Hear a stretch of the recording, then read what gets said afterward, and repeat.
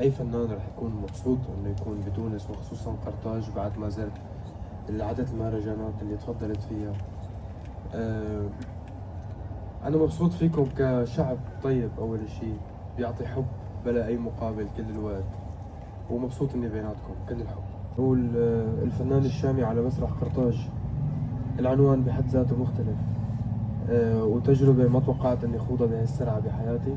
ممنون وشكرا للثقة اللي أعطيتوني إياها، واللي تونس أعطتني إياها، ومسرح قرطاج أعطاني إياها، إني أكون موجود وغني على هذا المسرح الأثري مثل ما بيقولوا.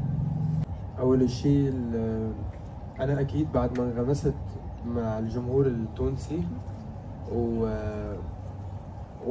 وسمعت هتافهم وحبهم اللي بيعطوه على المسرح، صار في عندي هذا الحب اني اعطيهم شيء من موسيقتي ومن روحي ومن طاقتي.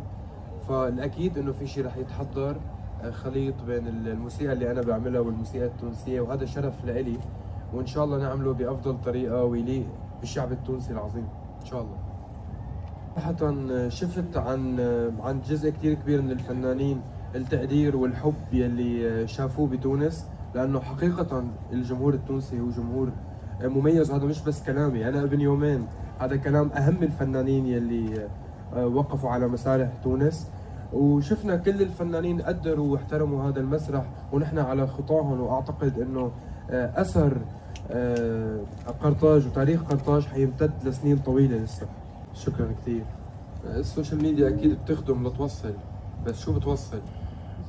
انت شو بدك توصل من السوشيال ميديا؟ انت شو وصلت للسوشيال ميديا؟ انا وصلت للسوشيال ميديا احساسي، في عندي قصة اكيد انه الجيل متأثر فيها، وفي عندي شخصية حافظت عليها وما تغيرت مع المتغيرات، وما اثر علي كل انواع الضوء، وحسوني بعدني بشبههم. لسه رجليك على الارض. اكيد لسه رجلي على الارض، واكيد لساتني بشبه الجيل، وهذا الشيء اللي خلق كيمياء وعلاقه كثير كبيره بيني وبينهم.